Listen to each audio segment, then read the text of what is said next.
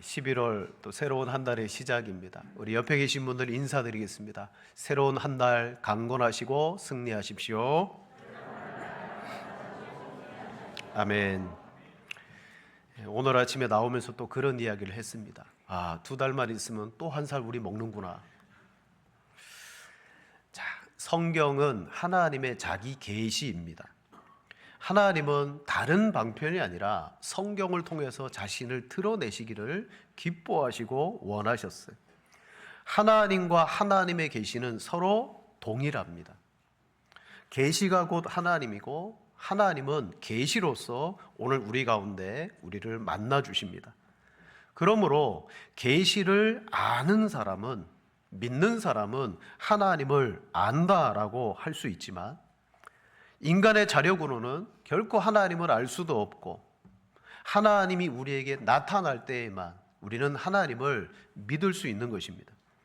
마태, 마가, 누가, 여러분 사복음서 중에 이 세 개의 공간 복음이 있지만, 오늘 요한은 예수님을 우리에게 계시할 때 다른 복음서와는 좀 다른 관점과 방법으로 우리에게 계시합니다. 예수님의 그 근원을 이 땅에 태어나심부터 말하지 아니하고, 요한은 예수님은 태초부터 계셨던 분이다라고 우리에게 계시합니다. 그래서 1절부터 5절까지의 말씀은 무슨 내용이냐면 예수님은 누구십니까? 라는 것을 우리에게 가르쳐줘요. 자, 1절과 5절을 참고하면 1절에 이렇게 말하죠. 태초에 말씀이 계시니라. 이 말씀이 하나님과 함께 계셨으니 이 말씀은 곧 하나님이시니라. 아멘. 이걸 3단 논법이라고 말합니다. 자, 말씀이신 예수님과 하나님 되심을 너무 잘 설명한 9절의 말씀이에요. 태초라는 것은 세상이 만들어질 때가 아니에요. 태초는 영원을 말합니다. 영원부터 예수님은 말씀이셨고, 그 말씀이 하나님과 원래 함께 계셨고, 이 말씀이 하나님이시다. 그리고 이 세상이 창조될 때, 만물이 지어질 때 바로 예수님께서 그 만물을 짓는 일을 하셨다. 그로 말미암아 만물이 지어졌다 그랬습니다. 그러므로 그 예수님 안에는 무엇이 있냐면 생명이 있어요. 원래도 생명이신데 이 만물을 지으면서 만물 속에 생명을 불어 넣어 주셨습니다. 그리고 성경은 이 생명은 사람들의 빛이다. 여러분, 사람은요, 빛이 없으면 살아갈 수가 없습니다. 이 태양이, 자연물의 태양도 싹 사라져 버리면요, 이 세상에 종말이 올 거예요. 마찬가지로 우리 안에 생명이 있는 것은 예수 그리스도의 그 빛이 우리에게 생명을 주었기 때문에, 예수님은 생명의 빛입니다. 그런데요, 성경은 이렇게 말합니다. 5절 말씀, 빛이 어둠에 비치되 어둠이 깨닫지 못하더라. 자, 예수님이 생명이시다, 하나님이시다, 빛이시다라고 잘 설명하고 나서 이 빛이 어둠에 비쳤는데 어둠이 빛을 깨닫지 못했다. 여러분, 이 말은 뭐냐면 생명이신 예수님이 육체로 우리 가운데 오신 것, 하나님의 최종적인 계시입니다. 내가 하나님이다. 그런데 사람들은 그 예수님을 어떻게 해요? 알지 못했다는 거예요. 영접하지도 않았습니다. 받아들이지 않았습니다. 이 말은 하나님이 육체로서 우리에게 계시되어 온다 할지라도 믿음이 모든 사람에게 다 공평하게 주어지는 것은 아니라는 거예요. 바로 유대인들의 예가 그렇습니다. 유대인은 아브라함 때부터 하나님에 대한, 삼위일체 하나님에 대한 독점적인 지식을 가지고 있는 민족이었죠. 그들은 모세의 율법도 가지고 있어서 하나님께 대한 극도의 열심도 있었어요. 하나님에 대한 지식도 열심도 가지고 있었지만 그럼에도 그들은 예수님을 알지 못했어요. 요한복음 8장 19절에 말합니다. 이에 그들이 묻되 내 아버지가 어디 있느냐? 예수께서 대답하시되 너희는 나를 알지 못하고 내 아버지도 알지 못하는도다.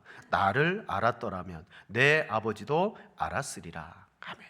여러분, 유대인들이 삼위 하나님에 대한 지식을 가지고 있어서 오랫동안 수천 년 동안 하나님을 섬겼음에도 불구하고 하나님을 알지 못했어요. 왜요?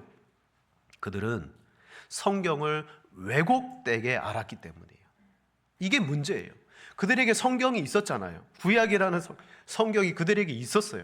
근데 왜 예수님이 오셨음에도 아버지도 모르고 예수님도 몰랐느냐? 결국 그들은 왜곡되게 성경을 알았기 때문에 결국 예수 그리스도를 구원자로 보지 못했다. 여러분, 우리가 하나님을 만나려면요, 바른 성경의 길로 가야 됩니다. 이 성경 외에 다른 길이 없어요. 하나님이 우리에게 자신을 드러내 보여주시는 방편이 이 성경 말씀이에요. 근데 아이러니하게도 이 성경을 누구나 다 읽을 수 있지만 다 읽는다고 거기에서 다 하나님을 만나는 것은 또 아니더라는 거예요. 대표적으로 이단들을 보세요. 성경에 얼마나 열심히 있습니까? 성경도 얼마나 많이 읽으며 성경 공부를 얼마나 많이 합니까? 그럼에도 불구하고 그들은 하나님과 예수님을 알지 못하는 거죠. 이처럼 하나님께서 자신을 계시해 주시고 우리가 계시의 말씀을 접했음에도 불구하고 빛이 어둠을 모르더라. 그를 영접하지 않는 이유가 어디 있냐면 그건 바로 우리가 명백한 죄인이기 때문이죠. 예수님의 생명의 속성은 빛입니다. 예수님은 빛이라고 말씀하십니다. 4절에 그 안에 생명이 있으니 이 생명은 사람들의 빛이라. 빛이 어둠의 빛이 돼 어둠이 깨닫지 못하더라. 생명이신 예수님이 우리에게 오셨는데 우리는 그걸 깨닫지 못했어요. 우리는 그 생명 되신 예수님 때문에 창조되고 존재함에도 불구하고 왜 우리는 그 빛을 깨닫지 못하느냐? 성경은 말합니다. 우리 안에 존재하는 어둠 때문이라는 거예요. 어둠은 뭡니까? 예수님의 생명이 빛으로 드러났다면 어둠은 우리의 죄의 속성을 말하는 거예요. 환경 가운데 빛이 비치지 않고 어둡고 침침한 곳에는 영락없이 썩게 되어지고 곰팡이가 피게 됩니다. 빛이 안 비치면, 빛이 없으면 그렇다는 거예요. 그러나 중요한 것은 이 죄인은 어떻다? 빛보다 어둠을 더 사랑하더라. 요한복음 3장에 예수님이 이 세상을 사랑하셔서 독생자 아들 예수님을 보내주셨다 그랬어요. 그를 보내심은 심판하려 하심이 아니라 세상을 구원하려 하심이라 라고 말했어요. 그때 말합니다. 그런데 빛이신 예수님이 오셨는데 사람들이 예수님께로 오지 않더라. 그 이유가 뭐냐? 우리 요한복음 3장 19절 20절 두 절을 같이 읽겠습니다. 그 정죄는 이것이니 곧 빛이 세상에 왔으되 사람들이 자기 행위가 악함으로 빛보다 어둠을 더 사랑한 것이니라. 악을 행하는 자마다 빛을 미워하여 빛으로 오지 아니하나니 이는 그 행위가 드러날까 함이요. 아멘. 죄인은 어둠입니다. 빛이 우리에게 올 때 내 죄가 드러날까 봐 우리의 가장 저변에 자기의 죄를 숨기고 감추려고 하는 죄의 속성이 그 빛으로 우리를 나아가지 못하도록 막더라는 거예요. 유대인이나 이방인이나 다 죄인입니다. 그들 모두에게 이 죄가 주장하니까 결국 예수님이 자기 백성들, 가장 좁게는 유대인들에게 찾아왔지만 그들마저도 예수님을 영접하지 않은 이유가 모두가 다 죄인이기 때문이에요. 9절에 말합니다. 참빛 곧 세상에 와서 각 사람에게 비추는 빛이 있었나니 그가 세상에 계셨으며 세상은 그로 말미암아 지은 바 되었으되 세상이 그를 알지 못하였고 자기 땅에 오매 자기 백성이 영접하지 아니하였으나. 아멘. 결론적으로 참빛과 생명이신 예수님이 이 땅에 오셨음에도 불구하고 세상을 만들었음에도 불구하고 자기의 백성들이 영접하지 않았다. 여러분, 유대인들이 예수님을 영접하지 않았습니다. 이것을 우리가 불행이라고 해야 될까요? 다행이라고 해야 될까요? 성경은 유대인들이 예수님을 영접하지 않으므로 이 빛의 복음이 어디를 향하게 되었냐면 결국 누구나에게 향하게 되었어요. 이방인들 누구나에게. 자기 백성이 영접하지 아니하므로 이 복음의 빛이 여러분 우리에게까지 오게 되었죠. 물론 이것은 하나님의 큰 계획 안에 있었던 거예요. 그런데 그 과정 속에 무엇이 문제였느냐? 유대인들이 예수님을 영접하지 아니하므로 이제는 누구나 예수님을 영접하는 자, 곧 그 이름을 믿는 자들에게는 하나님의 자녀가 되는 권세를 주시겠다라고 성경은 말씀합니다. 사도행전에 이것이 분명하게 나타나요. 사도 바울이 비시디아 안디옥에 들어가서 한 번은 회당에서 복음을 전하고 사람들이 모든 사람이 듣게 해달라고 그래서 길거리에 나가서 시민들을 향하여 그 다음 안식일에 복음을 전했어요. 그랬을 때 유대인들이 시기가 가득해서 어떻게 했느냐? 바울이 말한 복음에 대하여 반박하고 비방하기 시작했어요. 여러분, 바울은요 가는 곳마다 제일 먼저 유대인을 찾아갑니다. 그들이 있는 회당에 들어가서 복음을 전했어요. 비시디아 안디옥도 그랬어요. 근데 유대인들이 바울과 그의 복음을 반박하고 비방했어요. 그러자 바울이 이렇게 말합니다. 사도행전 13장 46절. 바울과 바나바가 담대히 말하여 이르되 하나님의 말씀을 마땅히 먼저 너희에게 전할 것이로되 너희가 그것을 버리고 영생 얻기에 합당하지 않은 자로 자처하기로 내가 누구에게로 향한다고요? 이방인에게로 향하노라. 그들이 복음을 거부하고 예수님을 영접하지 아니하므로 내가 이제는 이방인에게로 향한다. 제가 아까 자기 백성들이 영접하지 않은 것이 이게 불행인지 다행인지 모르겠다는 말이 이거예요. 유대인들이 복음을 거부했을 때 드디어 이방인들에게 이 복음의 문이 열리게 되었습니다.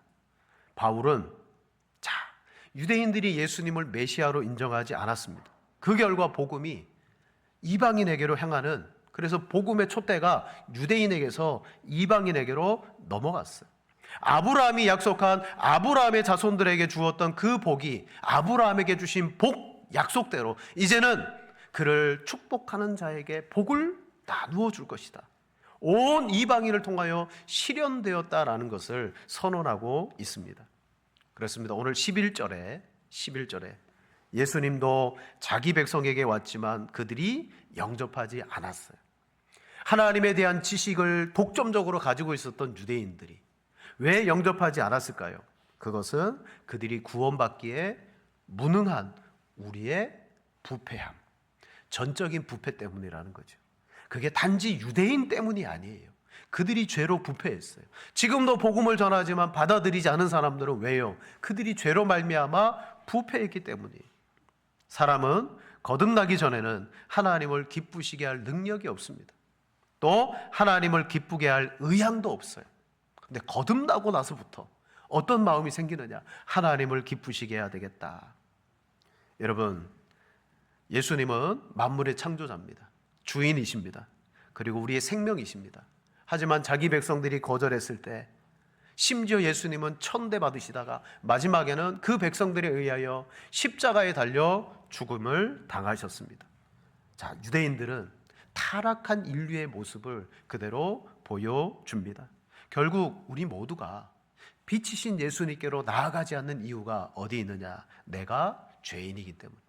우리가 전도할 때 복음을 거부하고 예수님 믿기를 거부하는 사람들의 첫 번째 이유가 바로 여기에 있어요. 죄의 어둠의 속성 때문입니다. 그러나 요한의 계시는 여기서 끝나지 않습니다. 그들은 예수님을 영접하지 아니하였으나, 제일 중요한 것은 12절 말씀, 우리 12절 같이 봅니다. 영접하는 자 곧 그 이름을 믿는 자들에게는 하나님의 자녀가 되는 권세를 주셨으니 아멘. 여러분, 성경의 말씀대로 보면요, 우리는 다 어둠이어서 우리도 예수님을 영접할 수 없는 존재입니다. 그런데 바울이 유대인을 향했던 복음을 이방인에게로 향할 때 그들 속에도 죄가 있었어요. 그런데 그들 안에 믿는 사람들이 일어나기 시작하더라는 거예요. 이게 어찌 된 거냐? 아까 우리 읽었던 사도행전 3장 46절 뒤에 48절에 이렇게 말합니다. 주께서 이같이 우리에게 명하시되 내가 너를 이방의 빛으로 삼아 너로 땅끝까지 구원하게 하리라 하셨느니라 하니 이방인들이 듣고 기뻐하여 하나님의 말씀을 찬송하며 영생을 주시기로 작정된 자는 다 믿더라. 아멘. 이방인이라고 복음을 받아들인 것이 아니에요. 그들이 복음을 들었을 때 그들에게는 기쁨이 되었더라는 거죠. 왜요? 그들이 죄인이라는 사실을 복음 안에 알게 된 거예요. 결국 이 죄를 어떻게 해결할까? 복음을 끝까지 들어보니까 이 죄를 해결하신 분이 예수님이라는 사실을 믿게 되고 예수님을 영접한 거예요. 그 사람들이 누굽니까? 영생을 주시기로 작정된 사람들이었더라는 거예요. 자, 오늘 말씀에 자기 백성들, 유대인들은 예수님을 영접하지 않았습니다. 그러나 끝이 아닙니다. 이제는 누구나에게 복음이 전해지면서 누구든지 자기가 죄인임을 알고 이 죄의 해결을 얻고자 예수님께로 가기만 하면 하나님은 그 사람을 하나님의 자녀의 놀라운 특권을 주시겠다라고 분명히 약속한 줄로 믿습니다. 누구에게? 영접하는 사람에게 하나님의 자녀의 복을 주세요. 여러분, 영접이라는 것은 우리가 길거리 전도에서 짧게 복음 전하고 이 시간 예수님 영접하겠습니다, 따라서 기도하세요, 이걸 말하는 게 아니에요. 전적으로 그 예수님을 내 주인과 내 삶의 구원자로 믿고 이제는 그 주님께 내 모든 삶을 맡기겠습니다라고 하는 사람이 믿는 자요, 영접하는 사람이에요. 실은 우리의 모든 삶은 여러분 믿음이 다 기초가 된 삶이에요. 택시를 탑니다. 길가에서 한 번도 보지 못한 생면부지의 사람이 나를 위해서 운전해 갑니다. 이 사람이 무슨 마음을 품고 있을지 우리가 어떻게 알아요? 그런데 우리는 아무 걱정하지 않고 택시도 타고 기차도 타고 다 타고 다녀요. 그 이유는 우리 마음속에는 그동안 경험적으로 쌓여진 믿음이라는 것이 바탕 속에 다 깔려 있잖아요. 그 믿음으로 그냥 타는 거예요. 그런데 예수님을 우리가 영접하기 위해서는 기본적으로 예수님에 대한 그 계시, 복음의 믿음이 우리에게 들어올 때에 믿어진다는 거예요. 그래서 이것은 사람의 능력으로 되는 게 아니다. 어떻게 하나님의 자녀가 되었습니까? 우리 13절을 같이 읽습니다. 이는 혈통으로나 육정으로나 사람의 뜻으로 나지 아니하고 오직 하나님께로부터 난 자들이니라. 아멘. 즉 세상으로부터는 하나님의 자녀가 될 만한 능력과 자격이 전혀 없다는 거예요. 사람으로나 육정으로나 사람의 뜻으로나 혈통으로나. 여기 보세요. 혈통으로 되지 않아요. 유대인들이 그토록 자랑했던 내가 아브라함의 자손인데 그것 갖고 하나님의 자녀가 되는 것이 아니에요. 여러분, 목사의 가정에서 태어났다라고 하나님의 자녀가 되는 게 아닙니다. 두 번째로 육정으로 되는 것이 아니에요. 사람이 어떻게 힘을 써준다 그래서 정이 있어가지고 내가 좀 더 편의를 봐주고 도와준다 그래서 하나님의 자녀가 되는 게 아니에요.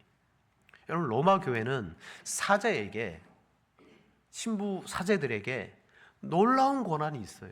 그게 뭐냐면 자신들이 베푸는 그 성례를 통하여 베풀기만 하면 하나님의 은혜가 자기를 통하여 그 성례를 받는 사람들에게 들어간다라는 교리입니다. 여러분, 이게 명백히 성경을 위반하는 것이죠. 하나님이 은혜를 주시는 거고 사람은 그냥 도구로 쓰임 받는 거예요. 근데 로마 가톨릭은 육정, 사람을 통하여 은혜가 들어간다, 아니라는 거죠. 세 번째, 사람의 뜻으로도 되지 않습니다. 우리가 어떻게 마음을 품고 계획을 세우고 노력한다 그래서 하나님의 자녀가 되는 게 아니에요. 그러면 어떻게 하나님의 자녀가 됩니까? 그 과정은 복잡하지 않아요. 여러분, 진리일수록 아주 간단합니다. 구원에 관한 기독교의 진리는 단순합니다. 어떻습니까? 어떤 복잡한 지식을 받아들일 만한 특정 부류의 사람들이 진리를 믿는 것이 아니에요. 내가 죄인이구나, 이 죄를 내가 어떻게 할꼬, 자기야 죄인에 대한 어둠이라는 사실에 대한 인정을 가지고 있는 사람, 복음을 들을 때 그래서 예수님께서 이 죄의 문제에 대하여 하나하나 모든 것을 해결해 놓으셨음에 대해서 복음으로 그걸 듣고 믿을 때 하나님이 나에게 은혜로 믿음을 주셔서 여러분 구원받게 하여 주시는 줄로 믿습니다. 그래서 구원은 뭐라고 말합니까? 하나님이 주시는 선물이에요. 내가 만약에 혈통으로나 육정으로나 사람의 뜻으로 했다면 그건 공로가 되는 거예요. 사랑하는 여러분, 하나님이 우리에게 요구하는 것은 다른 게 아니에요. 복음을 들을 때 예수 그리스도를 거절하지만 말아라. 그리스도를 거절하지 않으면 돼요. 성경에는 수많은 죄들이 등장합니다. 살인죄도 있고 간음죄도 있고 도적 거짓말하는 죄, 수많은 죄가 악한 죄라고 말하지만 악한 죄 중에 악한 죄는 뭐냐? 바로 예수님을 부인하고 거부하는 죄라고 말씀합니다. 자, 그렇다면 우리는 어떻게 하나님의 자녀가 되어집니까? 로마서 10장 9절 13절 말씀에 이렇게 말하죠. 우리 한 절씩 교독하시겠습니다. 제가 먼저 읽습니다. 내가 만일 내 입으로 예수를 주로 시인하며 또 하나님께서 그를 죽은 자 가운데서 살리신 것을 내 마음에 믿으면 구원을 받으리라.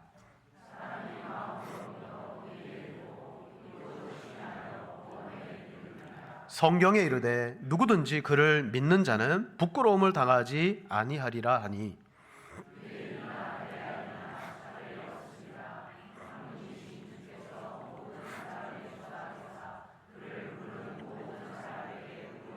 함께 봅니다.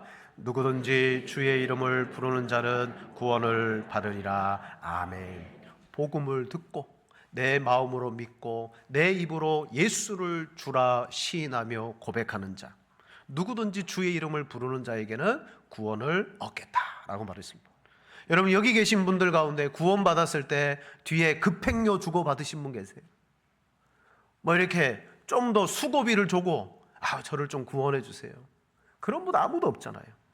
유대인이나 헬라인이나 모두가 예수를 주시라라고 고백하고 믿을 때 여러분 그 사람이 구원을 받는다라고 분명하게 말씀합니다. 근데 참 안타까운 것은 교회를 십수년 수십 년 다녔지만 모르겠어요. 마음으로 믿고 있는지는 모르겠는데 성도들과 개인적인 삶 속에 공개적으로 내가 하나님의 백성입니다. 내가 예수 그리스도를 믿습니다. 여러분 고백하며 예수님을 주로 시인하는 삶을 살아가지 않는 이들이 아주 많아요. 오늘 우리가 이 예배당에 나와서 예배드리는 이 고백과 시인 말고 여러분 우리는 요 한 시간의 시간과 한 주간의 시간을 비교해 보세요. 어느 시간이 더 많나요? 예배당 바깥에서의 그 시간 동안에 우리는 날마다 주님을 고백하고 내가 믿는 이 복음을 붙들고 살아갈 때 하나님의 자녀의 특권을 누리는 삶을 살게 될 줄로 믿습니다. 여러분, 우리는 다 어둠이었어요. 우리도 빛으로 나오지 않습니다. 그런데 성령께서 우리를 말씀을 듣는 가운데 믿어지게 만들어 예수님을 영접하게 만드는 거예요. 이걸 교리로 효력 있는 부르심이라고 해요. 다 말씀을 들을 수 있지만 그 가운데 내 마음에 예수님을 개인적으로 붙들고 믿게 만드시는 분은 하나님의 성령님이시더라는 거예요. 자, 그러면 누구에게 이 하나님의 특권과 이 특권이 어떤 것들이 우리에게 주어지는가? 여러분 아주 쉽게도 말씀드릴 수 있습니다. 첫 번째는 여러분 신분의 변화입니다. 신분의 변화. 사람은 신분을 가지고 있어요. 그건 정체성입니다. 누구나 다 자기가 누구인지 알아야 되는데 실은 오늘날 많은 사람들이 자기가 누구인지 몰라요. 이게 뭐냐면 여러분 우리가 여행을 떠나는데 내가 어디에서 출발해서 어디로 가는지를 우리는 알아야지 여행이 되는 거예요. 물론 모르고 가는 여행도 있어요. 하지만 무엇이든지 출발지와 목적지를 분명하게 알아야 돼요. 근데 이 세상의 사람들은요 그걸 전혀 몰라요. 그걸 뭐라고 말하느냐? 자기의 정체성에 대해서 모른다는 거예요. 그래서 물어봅니다. 당신은 누굽니까? 여러분 제가 여러분께 물어볼게요. 여러분은 누구십니까? 라고 물어보면 사람들은 자기에게 이제 맞춘 초점대로 이야기합니다. 대개는 자기를 이야기해요. 저는 이름을 말해요. 저는 심재학입니다. 저는 이런 직분과 목사입니다 라고 직분도 말하고 일도 말해요. 어떤 사람은 이렇게 말합니다. 유명한 사람의 이름을 거명하면서 제가 그 사람의 친구입니다.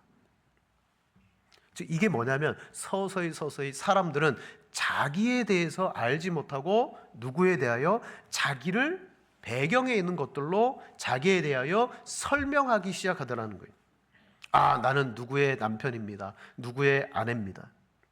거기에는 뭐가 없냐? 나라는 존재는 없고 누가 등장해요? 나를 증명해 줄 수 있는 부수적인 것들이 등장해요. 근데 그 부수적인 것들은 모두가 다 영원한 게 아니고 이 땅에서만 허용이 되는 거예요. 뭐 직책, 무슨 회사, 내가 아는 누구. 한국 사람들은 그거 되게 좋아하죠. 처음에 누구 만나면 서로 공감대를 형성하기 위해서 어느 학교 나왔냐고, 어느 학교 나왔다 그러면 누구 아냐고, 안다 그러면 내가 걔 뭐 무슨 친구라고, 그러면서 나 그 사람이라고. 자기는 없고 그 사람밖에 없어요. 자, 내가 누구인가를 이런 부수적인 것으로 설명하는 것은 한시적입니다. 이 땅에서만 주어지는 거예요. 이 땅에서는 이게 통용이 돼요. 그러나 천국에 가면 그거 다 없어지잖아요. 영원한 나를 설명해 줄 수 있는 정체성이 있어야 되는데 그게 무엇입니까? 여러분, 지금도 있지만 영원히 남는 것은 저는 하나님의 자녀입니다 라는 정체성이에요. 저는 하나님의 자녀입니다. 하나님께서 가장 귀중히 여기시는 것이 하나님의 자녀예요. 한 영혼이라도 잃어버리면 그 영혼을 찾아내시기까지 찾는 것이 하나님이십니다.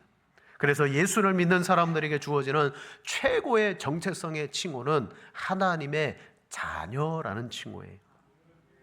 여러분, 자녀가 누릴 수 있는 특권이 있는데 그것은 바로 상속이라는 특권입니다. 로마서 8장 17절에 말합니다. 자녀이면 또한 상속자 곧 하나님의 상속자요 그리스도와 함께한 상속자니 우리가 그와 함께 영광을 받기 위하여 고난도 함께 받아야 할 것이니라. 아멘. 자녀를 드러내는 최고의 그 표현이 뭐냐면 상속을 받을 때예요. 자, 집안에 아들과 종의 아들이 있어요. 클 때는요, 주인의 아들이나 종의 아들이나 같이 뛰어놀고 같이 해요. 물론 신분이 다르니까, 역할이 다르니까 좀 다른 모습으로 살아가지만 아들인지 종의 아들인지 잘 몰라요. 근데 언제 드러나느냐? 아들의 특권이 확실하게 드러나는 순간은 상속을 받을 때. 종에게는 상속이 없어요. 그런데 그 아들에게는 상속이 딱 주어질 때, 아, 이 사람이 주인의 아들이구나. 사랑하는 여러분, 우리가 그리스도와 함께 상속을 받으며 또한 영광을 받기 위해서 무엇도 받는다고 했느냐? 이 땅에서는 고난도 받는다고 했어요. 저와 여러분들이 이 세상 가운데 살아갈 때 세상은 우리를 그냥 두지 않을 겁니다. 내가 하나님의 자녀요 그리스도인입니다 라고 고백하는 순간 세상은 여러분을 흔들 겁니다. 그럴 때 여러분, 그 흔들림 속에서 좀 힘들고 어렵지만 변함없이 바라봐야 될 것이 뭐냐? 나는 하늘의 상속을 받을 하나님의 자녀다. 자, 우리가 받을 특권 중에 특권은 뭐냐면 하나님의 자녀라는 정체성이에요. 두 번째는 자격을 얻게 되었어요. 자격. 이게 어떤 자격이냐면 하나님 앞에 나아갈 수 있는 자격이에요. 죄는 하나님과 우리 사이를 멀어지게 만들었습니다. 그래서 중간에 누가 필요하느냐? 우리의 중보자들이 때로는 필요했었어요. 구약시대 때는 성소와 지성소가 있고 죄인이 있으면 그 성소에 들어가는 사람은 제사장과 대제사장이에요. 그들에게는 매일 드나드는 자격, 1년에 한 번 들어가는 자격, 거기에 하나님의 임재가 있었잖아요. 하나님 앞에 나가는 자격이 그들에게 있었어요. 하지만 예수 그리스도를 믿는 순간 우리에게 어떤 자격이 주어졌습니까? 날마다 하나님 앞에 나아가는 자격이 우리에게 생긴 줄로 믿습니다. 히브리서 4장 16절입니다. 그러므로 우리는 긍휼하심을 받고 때를 따라 돕는 은혜를 얻기 위하여 은혜의 보좌 앞에 담대히 나아갈 것이니라. 아멘. 여러분, 우리는 하나님의 긍휼의 대상이에요. 내가 어떤 죄를 지었든지, 죄를 지으면 솔직히 나가고 싶지 않아요.